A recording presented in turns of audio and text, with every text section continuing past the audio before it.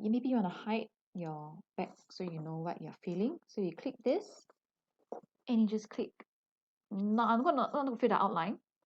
Click on the fill, click here, and it would fill everything for you. So if you remember just now, if you hide this, the orange is here, the blue is on top.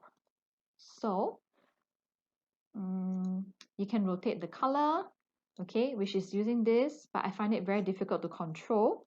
So what you can do is, let me just undo the gradient, okay. Let me go back there, go back to this point. So when you actually fill the shape with gradient, okay, you should actually see normally you will get a bar actually to control the colors. You can actually slide it. Okay. For some reason, it's not appearing now. Okay, but if you ask me, maybe the easiest way was just to do this. Okay, you can actually adjust. They actually let you adjust across. So as you're adjusting here, you actually you can see how the color is flowing. Say you want more blue, more purple, you want things to be more flowy, it'll be here. The opacity is how see-through it's like. So that's how it is. Okay, opacity 0, this 100. So if I'm happy with that, and say my angle is like this, and say, oh, actually, you know, let me rotate it again. So I have it like that. Okay, no problem. So I have that now. So if you look at the previous video that I have had, so let me just pick all this to have black outline, so it's a bit easier. And make sure the color one is sent to the back. Okay, and just let me hide the logo, make sure actually logo is gone. Okay, so if you watch the video that I had, I colored this like yellow, and I colored the other thing white. Yellow fill, the bigger one, white fill. And what is the reason? Do you see straight away? I wanted to let you know that the smaller circle is on top. So now I have this problem. What do? How do I send it to the back? You can just arrange send to back, arrange send backwards.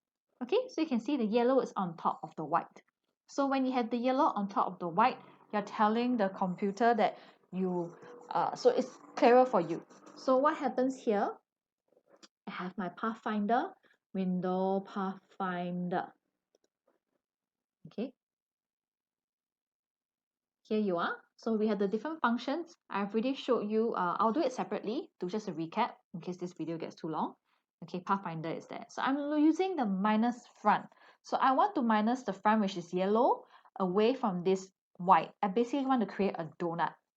Okay, so currently I have this big white circle. I want to create a hole in the middle of it. So I click the yellow, I click the white, and I click minus front. Straight away, I get a donut.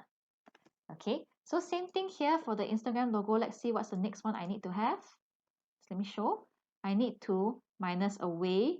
Okay, so means I'm going to select this. This is going to be yellow, and the one behind it is going to be white, just so I have a clear idea. Again, pick the yellow, pick the white, and use minus front. And there I have the see-through square. Okay, so now for this one, you can just fill it white. There's no problem because it's pretty straightforward. I just do not want, that was white.